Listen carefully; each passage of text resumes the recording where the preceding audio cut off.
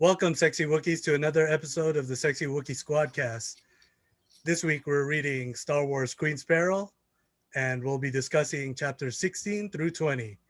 The death toll is catastrophic. It's your boy, Sexy Leader. Hey, Sexy One. Sexy 2. Let's get started. Let's go. All right. So, what code words would you want to make and use in situations like these? It could be anything. It could be the cutest word. It could be something stupid. Like, I have a friend. If you're watching this, I'm so sorry. I'm not going to say you by name. Their safe word is pineapple. So, I was going to say pineapple. That's their safe word. So yeah, that's like the classic safe word. It could be anything. I don't know. I want to give like a smart answer, like, how they said that statistically these words don't come up often in conversation. Therefore, it's more obvious that it's a code word and it's not just a slip of conversation. So yeah, you'd have to run some analytics on what a clear code word would be. Or yeah, it could be something ridiculous. But the more ridiculous it is, the more people are going to be like, why in the world did they just say kumquat? Like, right. I mean, unless you're just kind of a weird person already, then they're not even going to bat an eye. Yeah, probably wouldn't be elected queen if I was that weird. But I mean, it could also be like that one episode of American Dad where they have a code phrase. yeah, code phrase. It's like I've had code phrase. I've had code phrases like in the club before, like if you and your girls are there and one of them ends up talking to a guy and you're like, oh, I don't know if she's into him, does she need us to come rescue her, but you don't want to be rude, and so like you go, hey, how's it going? And then the code was like, if your friend says my feet hurt, then it means like, get me out of here. So we'd be like, oh, my shoes are killing me, my feet really hurt, and it'd be like, oh, okay, well, let's walk back to the car. Okay, bye, nice to meet you. So if you were dancing with somebody who was creeping you out or something, you would turn to your friend and say, my feet hurt, and then that was the code word, because it was something that was totally innocuous to the situation. Of course you'd say that, but you would say it in the way where your friend knew, oh, it's the cry for help. So yeah, I don't know, something like that. This is such an open-ended question. What word of the tens of thousands of hundreds of thousands of words It could be a word, it could be a small phrase, anything. This makeup is itchy. There you go. I want mean, how often are you to going to say actually that say that? Yeah. over the comm when he calls the queen for help. CO Bibble, Governor Bibble, it's very important that you tell her your makeup is itchy. Do it. No one will suspect. I don't know. Well, now I know why girls say that their feet hurt when I'm dancing with them in the club. Wow. I'm sorry, girls out there. I just broke the girl code. I revealed all our secrets. Yeah, that was a good one. I think I'm gonna go new Star Wars. Spark. I'd use the word spark somehow. But if I'm gonna go funny and go Sexy Wookiee style, it would have to be Wahoo. Oh my god. There you go, Wahoo. I don't care what trouble you're in. If you call me with Wahoo, you're getting left. Nobody's coming to save you. Spark then, spark. Spark. No, I might respond to that. I kind of like the Wahoo thing because in college I had this one friend. Every time we'd get separated in the library or dining hall, whatever, we would just like we would start like cawing at each other like birds. We'd go caw caw. I have that with my sister. We have the like because we were reading a book about like secret like rangers that would use bird sounds to communicate, and then of course we went off on a tangent and we're like, what if they were like really bad at the bird sounds, and then we were like caw caw, just a bird. So that became our secret code. Our signal. Caw caw, just a bird. I mean, mean, Wahoo could work if you want. You could do that with I like certain guess. friends. I mean, think about it. The second that Mina and Megan hear Wahoo, oh God, he's alive. He made it. Holy He moons. made it through hyperspace. Oh, Kirking Hill. moons. Yep. I What'd do you like come up Spark. with in your little notes over there? I was too I- busy roasting people. I'm terrified to think. I actually did not come up with any because I was like, let me see if I could think of any on the fly with you guys. Oh shoot. Yeah, and I was thinking about like what words just don't get used that often. And I was like, gosh, I don't know, because you could say something in basic, and then what if it's something else in a different language, and then what the hell is this person talking about? Or Yeah. oh, I know what you're saying. So I know it's terrible. I didn't really think of any. I was, I was busy on Palpatine and Maul. Too distracted by the dark side. Should have known. I'd probably try to use the word angst because people don't use it that much. Mm-hmm. So I'd find a way to probably use that word because it's all up in my notes. So I'm like, someone's gonna know that's me. Oh yeah. I They'd use be that like, word all the clearly time. it's Jasmine. She needs our help. Or she's just writing a fanfic on a regular day. It could be nothing. So I'd probably have to go with angst. Ronald, you said spark. Megan, what did you say? My makeup is itchy. My makeup is itchy. I like that. Sure.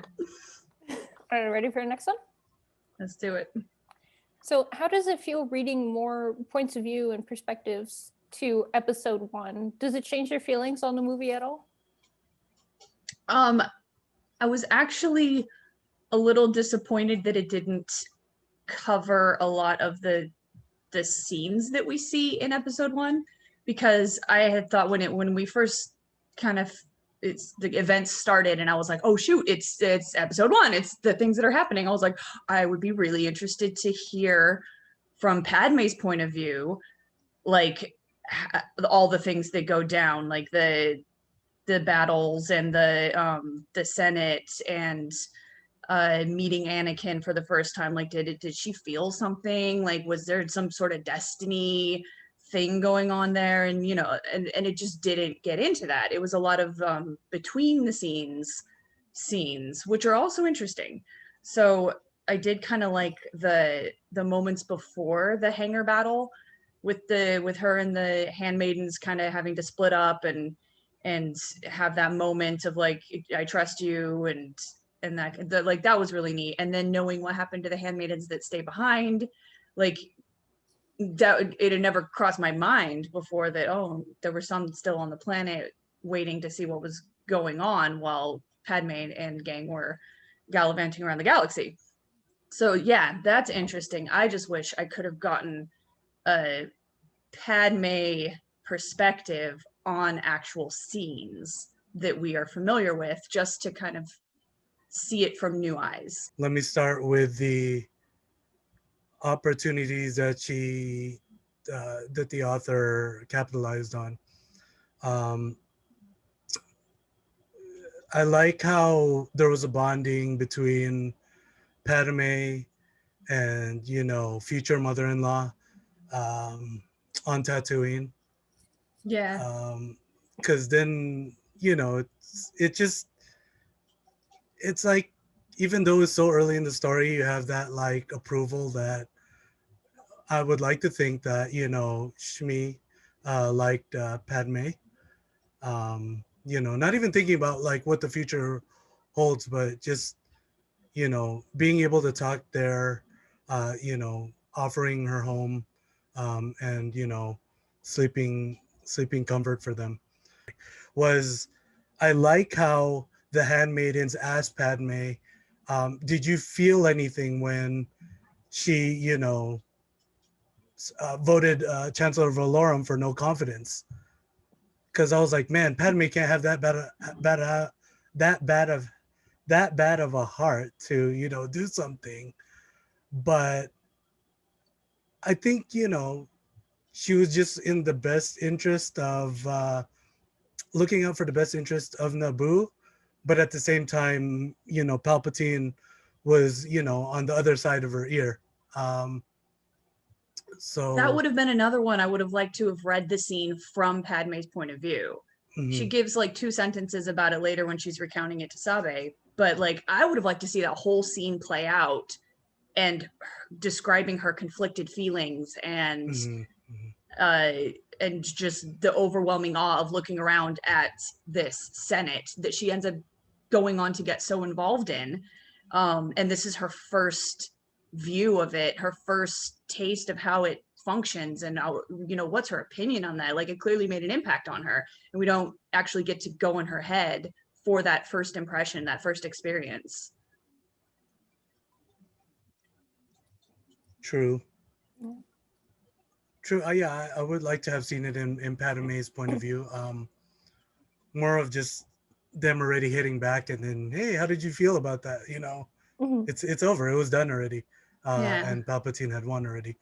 But for some of the opportunities that I liked, or oh no, excuse me, the missed opportunities now are, I wish there was more in the camp scenes. I Mhm. wish there was more, because being prisoners of war or Yeah, them that's being in interesting.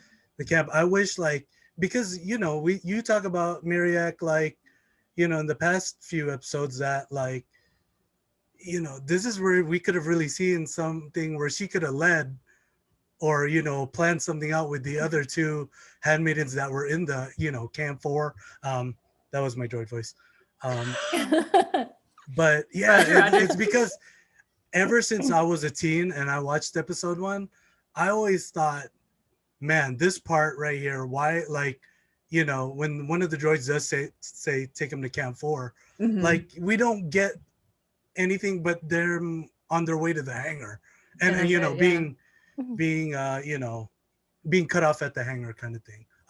And probably the last missed opportunity was, I wish there was more, uh, you know, unlike the stories we already know, whether it's handmaidens to Obi-Wan, or Padme being with Qui-Gon. I wish there was more talk between Padme and Qui-Gon, because I had posed that question last week, or a couple of weeks already. Like, the, I mean, they went through all of Tatooine, and we don't really see how those two bonded, or what impact Qui-Gon, while he was alive, had an impact on her life and her moving forward as queen. It would have been great to have a scene with them watching the pod race Yeah. together, and having Mm-hmm. her come to terms with like how much she cares about Anakin all of a sudden and is concerned for his safety, and she's surrounded by a Jedi and the mom, and but she's got these unique feelings about what he's doing for them, and like how does that make her Mm-hmm. feel. I would have loved to have had that scene and a little bit more of the Jedi. Like, I don't know, I'd like to, there's a lot of unique things about Naboo and the citizens of Naboo that they get thrust into this situation that should be so foreign to them. They're peaceful, they're artists, they're not they don't fight, or Mhm. they don't have an army and all this kind of stuff. So I had thought earlier on it would be very interesting to have scenes of them training, these little girls training with firearms, and that's something they probably never would have done recreationally. And what are their thoughts on that? Are they conflicted at having to suddenly use weapons, or learn how to use martial lethal force in hand-to-hand fighting? Like, what are their feelings about that, like about violence, and it's just never explored. And yet later they prove themselves to be very capable shots and fighters and escape artists or whatever.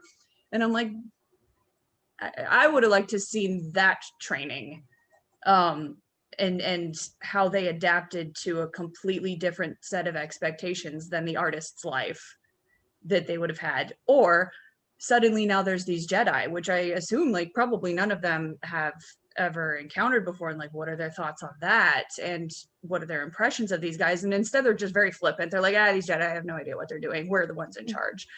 And I'm like, that's not as interesting as them being like, wow, we've heard stories about these guys, and now they're here saying you should have seen what they did, and we have to trust them. And I don't know, something more along the lines of, well, you want to be able to put yourself in the shoes and be like, well, how would I feel if freaking 2 Jedi showed up to help in the middle of a war and it's crazy and we're fighting for our lives, and here come these legendary warriors of the galaxy that have never been here before, but they're so blasé.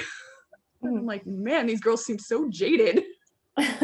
Well, I mean, let's go back to the Cam 4 story really quick.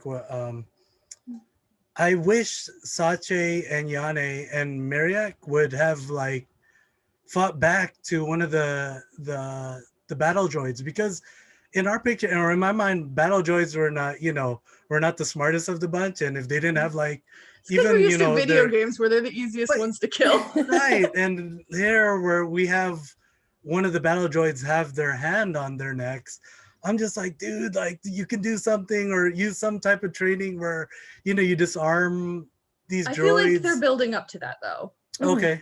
I feel like they're putting together a plan. They just haven't, they're trying to be smart about it and take their time. I don't know if that is smart, when you're in this kind of situation to wait. Well, you don't want to just rush into something and then it backfire when you. But you also don't want to wait so long that it becomes too late and the damage is irreversible and they've brought in reinforcements. Like sometimes it's smarter to strike fast and strike first. So I don't know, but we'll see. Like they clearly are planning something. I have a feeling they will try to fight back or to do something. So I'm not counting them out yet. And I do find it very interesting, this perspective. But I do wish Mariak was a little more capable, like that she was the one coming up with the stuff or coming up with intel that they couldn't, or being sneaky. Like I really want to root for her. Man, yeah, another funny thing is that Panaka does not mention his wife, because remember in the movie when Palpatine, he's just like, oh, Palpatine has been chosen as the new chancellor, and like he's all excited. But I mean, Holmes, if my wife was in Camp 4, like I would have been like, late, Padme, I'm heading back to Naboo. That's another thing. We've had so many chapters from Panaka's point of view. Like, why do we not get one now where he's stuck back at the ship and his charge, Padme, the queen, is out on her own, and he should be conflicted with these thoughts of like, should I have let her go? Did I make a mistake? Like, what if this was a bad idea? This is my fault. I wonder how Mariak is back on the thing. Like, we should just be getting back as fast as possible. I'm worried about my wife. Like, we just never get his perspective. Well, I mean, don't count it out yet, because I think we have. Well, they're back now, so yeah, we have partly. We already passed. The part where all the fighting begins already. Yeah. So, yeah, like you said to me, like let's not count out who is, because when they had brought back Panaka goes, talking to Boss Nass and everybody else, he goes, I brought back as much as the officers that I could who were hiding. So yeah, let's see if that plays into any of the last chapters of this. I'm sure like I'm hoping he'll come in guns a-blazing and rescue them.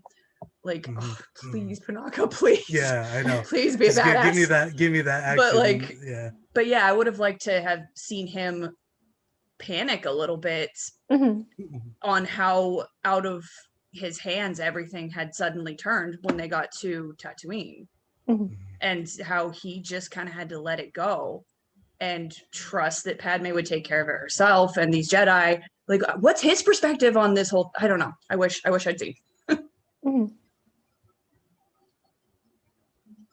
And Jasmine, what about you? I mean, I do wish that we got more of Padme's perspective, but I do appreciate that, we get to see more from the handmaidens, because in the movies and shows, like there's not really anything. It's more in the comics and whatnot. I don't really read the comics, so it's nice getting that in the book. And I also like that we get to see a little bit more about Maul, because I feel like in episode 1, it's like, here's this dude just vibing in his like 20s or whatever, trying to run over a kid on a speeder, and then he gets cut in half, and oh boy, that's it. Oh, by the way, he got a piercing like somewhere in between all that. Cool. Right. And then he's a super dramatic guy in the shows. So I like that we get to kind of see more of his perspective and his feelings in this book. Because I like Darth Maul. I really do. He's kind of annoying, but I really like him.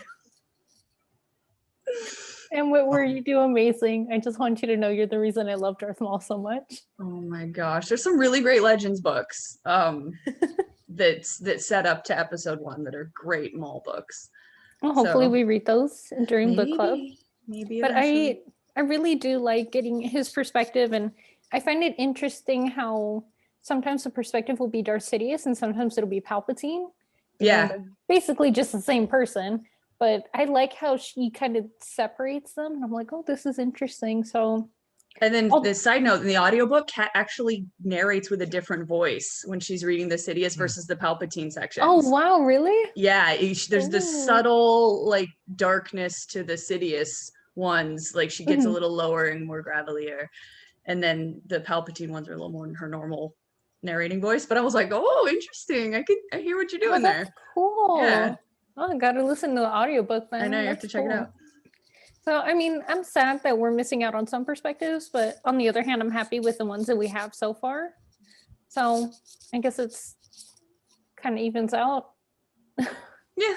Well, I mean, I got really excited when I read that Maul part where this was really his test to go from hatred to suffering. But as we all know, we know who stops him from getting to that last level, and then never definitely never reaches that that spot that he wanted to be. Yeah. All right, guys, ready for our next one? Yeah, that took a long time. Sorry. No, that's okay. I mean, that's why we have these questions. I was trying to think back a lot of that I was reading over. Oh, it was really interesting hearing what you both had to say. So I'm glad that one took a while because it made me think about things that I didn't even think about. So yeah. So what are you guys' thoughts on the code system using the fabric? She was just doing it all by hand, just weaving it. It's clever. My first thought was, oh, good, they found a way to use her weaving skills as something clever. I'm sure there would have been just faster and easier ways to record that data, but it wouldn't have been nearly as clever utilizing her unique skills. But I mean, really, at the end of the day, you burn the end of a piece of wood and you can write it down on the underside of your mattress just the same and without having to blister your fingers. So I'm like, oh, it's fine, I guess. Like, I'm glad that they're being smart and trying to find the patterns and analyze for weak spots. Like that's the important bit. I don't know that using weaving is the most efficient way to do it. And then it'd still be just as weird if it was discovered as if somebody discovered you having written it down somewhere. They'd be like, the heck are you making a blanket under here for? Like, I don't know if it saves them any suspicion. In fact, it would probably look more suspicious. I mean, to a bunch of droids that don't understand how humans quite work. Yeah, because she's sitting there like working on something visibly for a while. Like she's looking around, people are coming and reporting to her, and then she's deliberately using colors and patterns and stuff. That'd be a little more suspicious than taking 30 seconds to quickly write something down when nobody's looking. They don't have anything to write things down with, though. They clearly, they bring you food, you've got something to write it down. If you can char the end of a piece of wood by friction, you got something to write with. Blood, I don't even care. Like there are a million ways to make a writing utensil. Bear Grylls it. Adapt, improvise, overcome. Oh my god. You know the fool sleeps in a hotel at night, right? Like that stuff ain't even real. If he needed to, he could survive. I'm gonna go on that show where he takes celebrities. I'm gonna be the celebrity. But you have to wear that itchy makeup. Oh, hope not. No makeup in the wild. Yeah,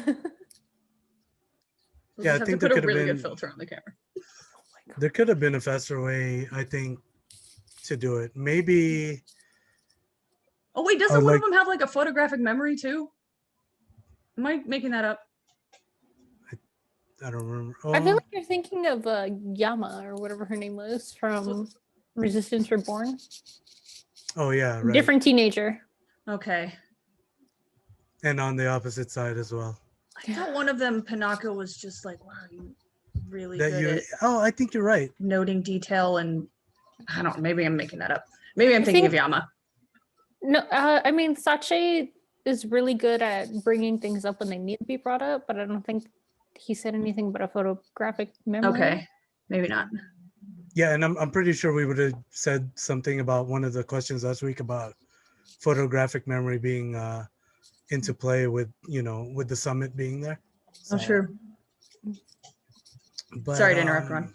No, you're good. You're good. Because I mean, I think I'm just gonna piggyback off of your answer. I mean, I don't know if the craft is a homage to just readers who do that same craft.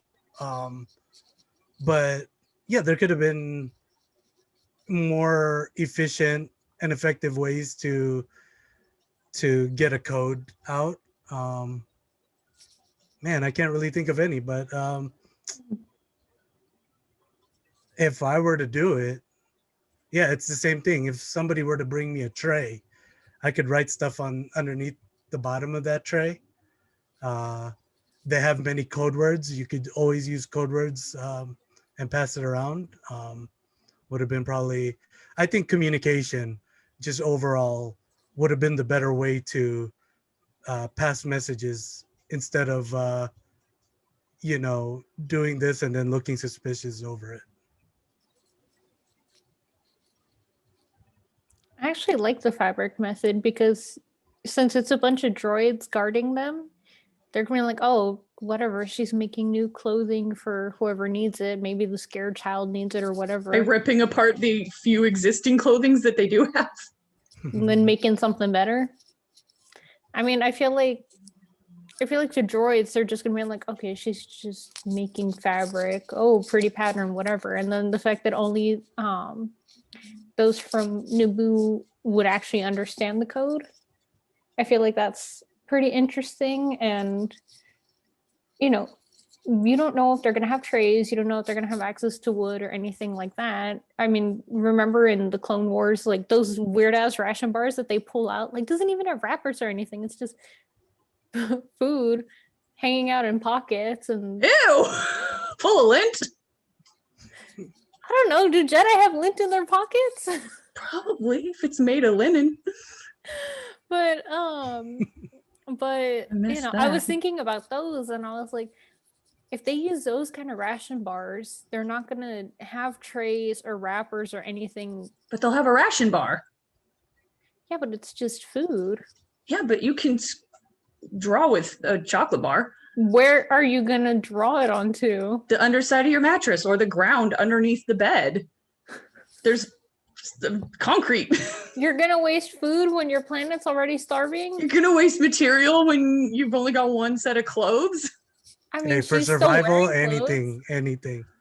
Yeah, but you need food to fight back because you need that energy. So might as well just, if it's a little bit of extra fabric, might as well use it. Blister your hands up, then you can't fight. Who says you can't fight with blistered hands? You definitely Who can't says you fight if you can't don't have fight? energy. I could. Because no, if you're not eating because you're I don't busy. eat.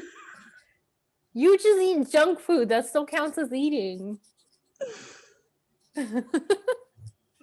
Your junk food is still fuel for you.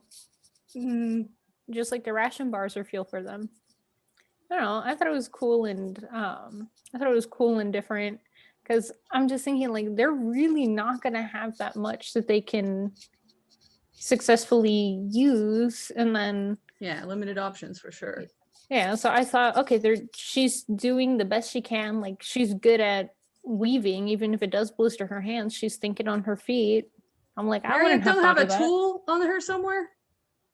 I mean, how do you not like? What if the droids took? I'm sure they took the blasters and everything, and probably whatever tools they have on them. I don't know. I feel like I when mean, if you're in not, then what the security, hell have kind a of? hidden, blade in your boot or something. I don't know. That'd Yeah, be but then good. what kind of captors would they be if they don't check them for everything? Well, what kind of captors are they scan if they them. can't recognize a clear code being written out?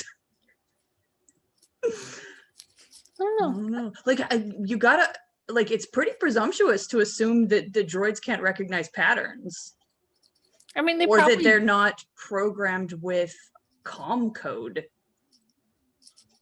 Yeah, and probably Like, something won't compute. You'll just be under arrest. Yeah, but then didn't you guys weren't you guys the ones who just said that those droids are not the smartest ones anyway? oh, well, The they're Roger not I said the that. Roger. they're not the most intimidating. But I mean, I suppose at the time when if you've never encountered them, they're new. Like, this is their first time rolling out, huh? Yeah, huh? Yeah. Because Sidious Yeah. at some point is just like, oh, very impressive that they made all these different kinds of droids. Mhm. So yeah, they don't know anything about it. Like, what if they were all programmed like C-3PO with like 6 billion different languages, and that they know every different type of comm code from every different type of planet, especially the one they're in the process of invading. And then Well- boom, they're just sitting here reading exactly what you're just weaving out, and they're like, hello? Well, if that's the case, then it would be the same thing if they flip the mattress over and they're like, "Oh, look at this code." But it's the same as if they flip it over and see the weaving, except you're not doing it in full view of them. I don't know. I like what they're doing. Mm. I'm just like, it wouldn't be my first choice Mhm. of of information capturing. I mean, you got to be resourceful, and if Yeah, that's you gotta use if what you that's got. if that's her thing, then props to her. I guess so. All right, ready for the next one? All right.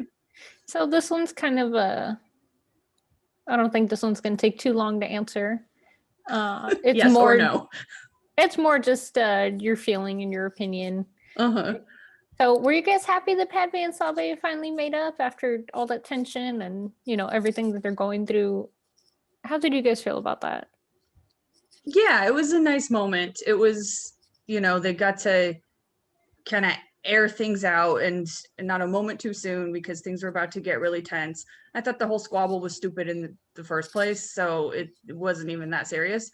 But I did like that they finally got to confront each other about it and be honest, and that Sabe shared about how she's always been second best to people, and that's just her thing, and it's fine. And like that's a personal thing, and that could be an embarrassing thing for somebody to admit.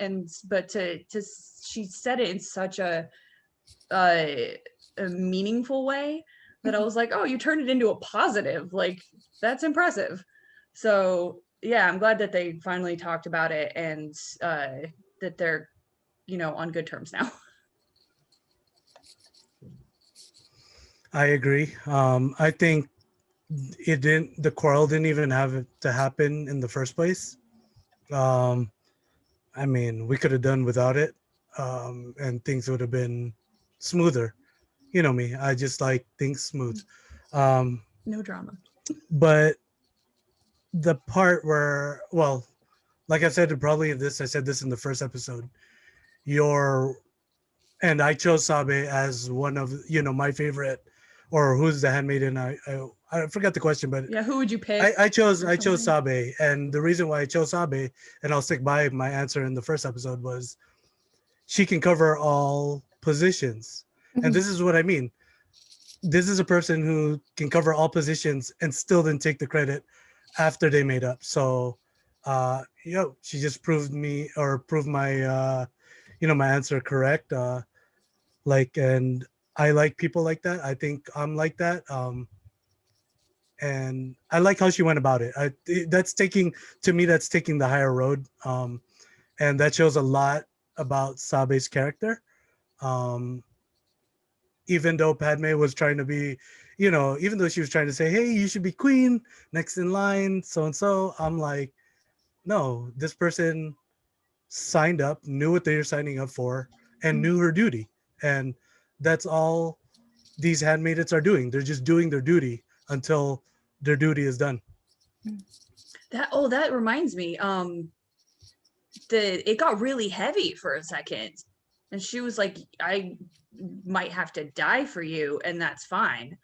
And that's when I first had the thought, I would have liked to have seen that conversation that Panaka had with the girls, or that training where they're working on something particularly violent, the guns or the hand-to-hand combat or something like that, and they're like, oh my gosh, like this is really violent, like I'm an artist, why'd I have to do this? And like him having to be like, if you're going to do this job, you have to be willing to take a bullet, a laser beam, and freaking die. Like that is the level that I expect you to operate at.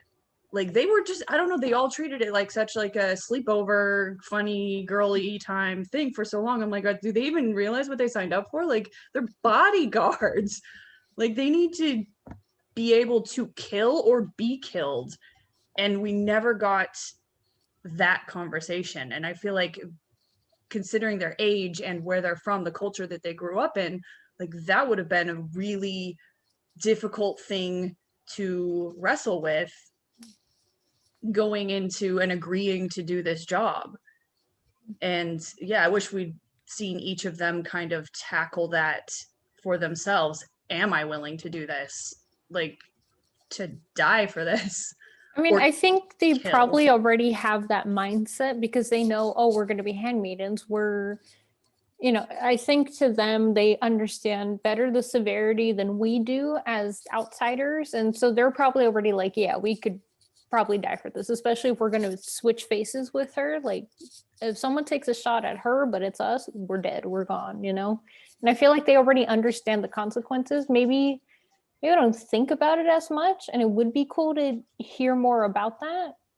But I'm sure that they have some kind of understanding and acceptance, or else why would they actually agree to the training? Why would they agree to be a handmaid? And she gave them an out, and she was like, well, you don't have to do this. You could leave.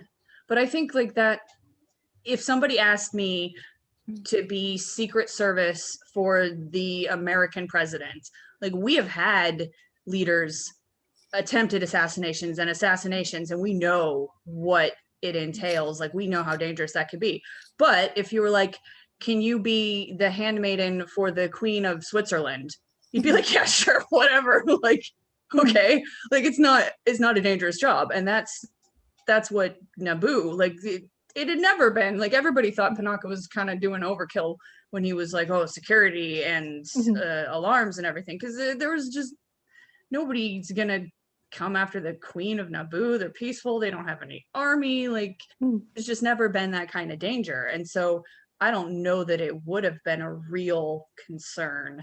They might have thought, oh, 2 years of living in the palace, that sounds great. I don't know that they seriously would have considered that something dangerous like this might happen, because what it said at some point that like there had been no violence in however many hundreds of years or something, like in nobody's living memory. So this is like a huge test, and it's interesting that none of them have freaked out. Like this is, if Los Angeles got invaded right now and people were getting dragged off to camps and whatever, like grown adults would be freaking out. Like this has never happened on American soil or in California, and what do we do? And I, sure, I've got a gun, but like I've never had to kill anybody with it. Like it would psychologically freak you the F out. And you've got these little girls in something that their parents have never, grandparents have never experienced. It's never happened in the planet's history. And they're just kind of joking around and taking it in stride. And I'm like, geez Louise, either they're crazy well-adjusted, or they just don't understand how dangerous this is. I think we just don't give them enough credit because, on Naboo, they kept saying, like, by that age, you're an adult, like, you're super mature already. And in our culture, it would be people, like, around my age that are finally being considered adults, So I think trying to compare the two, I think that's why we don't give them enough credit. We're like, oh my God, they're just 14, 15, 16-year-olds. What do they know? But to their culture, they're our age Sure, in but maturity. even an adult in a sheltered culture like they've grown up in would panic a bit, I think, at the stressful, extreme circumstance that they've just been thrown into helplessly. I mean, I'm sure that Panaka has done some kind of psychological training with them, like, hey, even though in, whatever hundreds of years, nothing has happened, I still asked you to come because this could happen. You just don't know. And so I feel like he probably got it in their heads, like, we want things to be peaceful, but we can't always hope that that's going to be the case. And I think that's why, they wanted their training. They're doing good. I feel like within their words and some of their actions in the book, you can see like they're stressed, but yeah, it seems like they're taking the approach of, if I show how stressed I am, I'm just going to be more stressed. Let me work through it. And, like for me, when I'm stressed, I make jokes. yeah, that is a I find reaction. humor is helpful. Even if someone else doesn't find it funny, I find it funny. So, I feel like they're kind of taking that approach. Like, let me find healthier ways to cope instead of panicking. I mean, it does speak to their strength. I'm just astonished that all of them, and if they had to go through a training that made them that way, I wish we had read about it. I wish that there had been a learning curve where some of them were about to break down and then realize this is too important. I have to be stronger, or had something more along the lines of a human reaction so that I could empathize with them more. But it's not even stress. Like, this is life or death. And I mean, life or death is pretty stressful. Yeah, but like, very few people can say how they would react in a life or death situation. It's not the same as saying, oh, well, when I'm stressed out, I react this way. Like, I don't know. It seems way too calm and collected, which is impressive. But I'm like, how did they get to be that way? I mean, some people don't react badly under those situations. And it's not that there's anything wrong with them. It's people handle life or death in different ways. Yeah. Some people do, but the odds that all of them are those people, I would have liked to see somebody have to be talked down. Like, to see somebody really panic and have an anxiety attack that this is going on and what do we do? And then somebody else bring them back, like, no, this is what we trained for. Like, that, to me, that would have been just a more real reaction, and I would have been like, oh my gosh, these poor girls. But as it is now, I'm not worried about any of them. I really don't care what they do. I mean, we still have 5 more chapters, so yeah, but all the action's over. Like, this is basically the end of the movie. More. You never know. They run to the throne room, they grab the blasters. We know how this goes. Yeah, but they're still in the camps right now, so they do got to bust out, so that might be interesting. So we still have time, more perspectives to look at. We'll see. But getting back to the question, okay, so you guys are happy that they made up. I'm happy they made up. Makes sense to have fights even over stupid things, because that's what happens in friendships. It's normal. I've had dumb fights with my friends, and then we make up and we're good after. So I'm glad that they made up, and I was like, oh, the feels. I love them two together. So yeah. But yeah, those are the questions for this week. Very good. I got really excited as soon as I saw that it was episode 1 time, and I was like, oh, getting into some action, some drama, maybe. I don't know, but like, danger. I love it. Yeah.